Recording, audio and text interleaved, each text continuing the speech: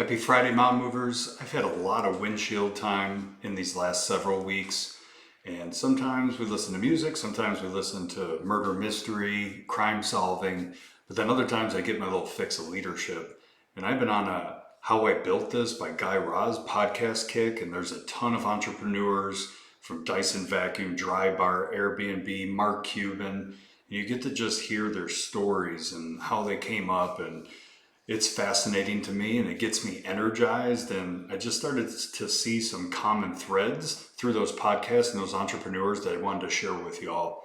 And the first of which is they are obsessed with solving a real problem.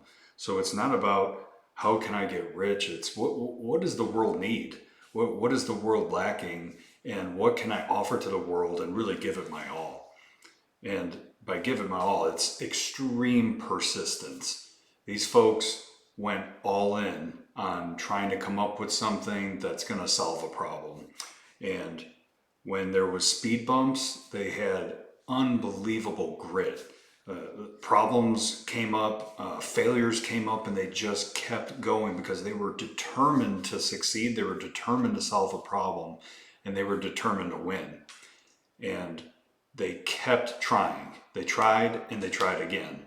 And the Dyson vacuum episode really stuck out to me, where the founder came up with over 5,100 prototypes before the secret sauce was unlocked, and they came up with the vacuum and the prototype that is revolving around the Dyson vacuum that is existing today.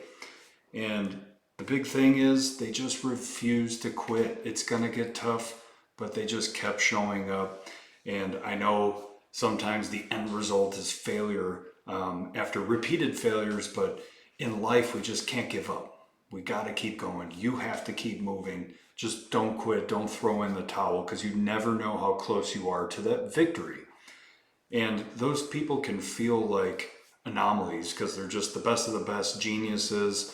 And I don't think that's necessarily the case. And through the Groeschel leadership podcast this week, I heard him say, you don't have to be the best to be a great leader. You just have to be consistent.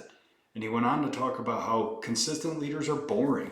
You might see them speaking, you might see this Friday video, but that's not the most of those people's time. The most of those people's time is in the boring, the mundane, just doing the little things repeatedly that end up resulting in success over time.